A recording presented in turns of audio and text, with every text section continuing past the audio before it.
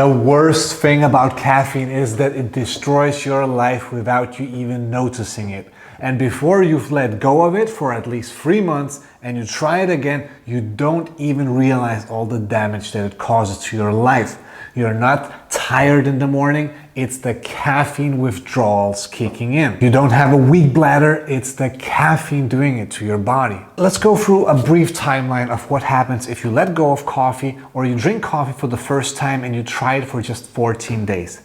Day 1, you're gonna feel absolutely amazing, okay? You're gonna feel like you're on fire, you're dancing, you're happy, and your life is just perfect. It couldn't be better, right?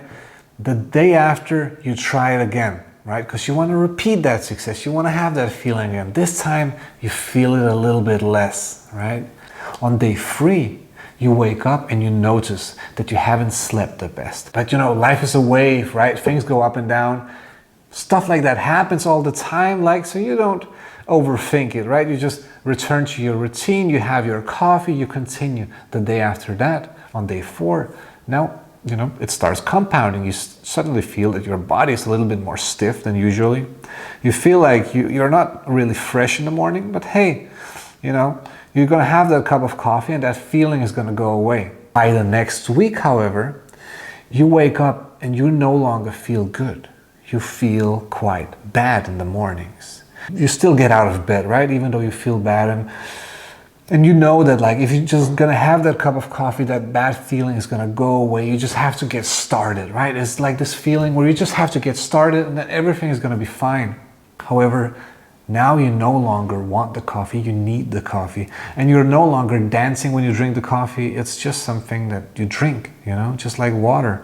And by the end of the 2nd week, the coffee is no longer doing you any good. It's basically just withdrawal management at this point. If you don't drink it, you experience the withdrawals, and if you do drink it, you get like an average 5 out of 10 day, and you notice that now on day 14, now is the time when you're paying for all that free energy you had on day 1. On day 1, you squeezed out all your backup reserves of energy, and you made all that a problem of your future self. Number 1, reduced time spent in REM sleep.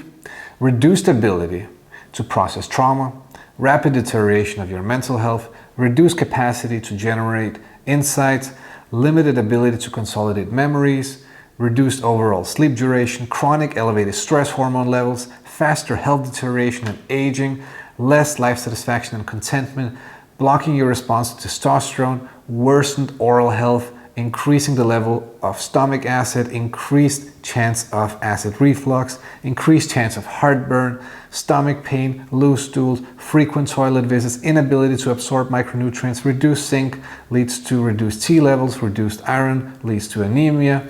Anemia symptoms included but not limited to pale skin, mouth ulcers, shortness of breath, bad breath, an unnecessary expense. It's an addiction, less self-esteem and confidence, creates inner resistance, drains your mental. We're only halfway through. Okay, here's the other 25. And not only that, you're also suffering from the acute and the post-acute withdrawal symptoms, which include but not limited to depression, fatigue, difficulty concentrating, irritability, even further impaired sleep, deterioration of your health, your mental health, and it gets worse before it gets better when you quit. So, how long do these withdrawals last? Depends on dosage, duration, and how well you take care of your overall health. If you want an estimate, go read some of the stories on RDCAF. It's anywhere between 2 months and a whole year until you reach full recovery. But don't make the mistake that you will recover from a lifelong addiction in just 7 days. In most cases, 7 days, however, is not even enough for the onset of the withdrawal symptoms to occur.